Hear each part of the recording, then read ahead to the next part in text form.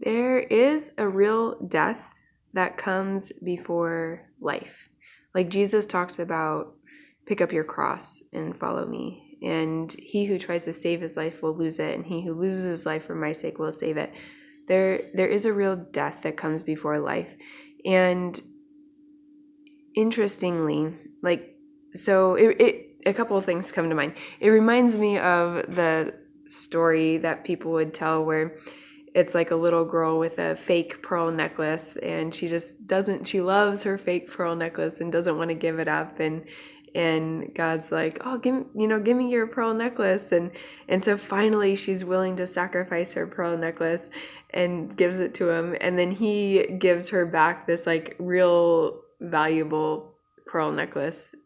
And I think the Christian experience is kind of like that, where we give up. There's a real sacrifice involved in handing over our wills, in choosing to not walk in what feels good to our flesh, but is not actually good for us, and is not actually good for other people. It's not actually loving to God. It's not what He wants for us. There's a real sacrifice in that, and part of it is needing to believe that God is good and that His ways are good and that He wants life for us. And I would say when we choose that, when we come to the point where we're willing to die to ourselves and to our wills, that's when we get to experience His life, which is so much better. But it's hard. It's really hard because there's fear in that. There's fear in death. There's fear in dying. There's fear in loss. There's grieving and all of that. But that is really where life flourishes. I think of, so this is something that I've heard is within the church, is people sleeping around, sex before marriage and outside of marriage. And so, that's one of the things where I think it takes a real death to ourselves and our own desires and what feels good, trusting that God's way is better. And when we actually get married and get to experience that, then we get to see that. And even in the meantime, I think just experiencing that, dying to ourselves and getting to experience that God's way is better.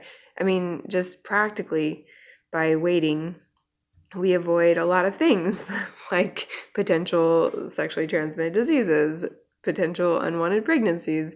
There's a lot of things that even in the practical are kind of obvious that it's good. But still, for some reason, we tend to not follow that and choose our own ways because it feels good and the flesh desires that.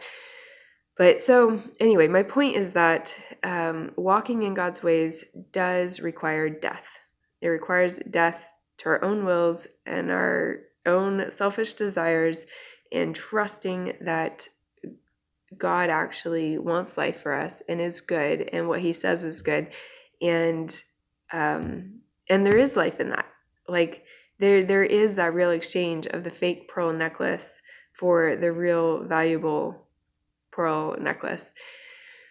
So I guess I just want to encourage us, if there are things that we are still holding on to that aren't good for us, that we would be willing to let go of those and see what good thing God has in store.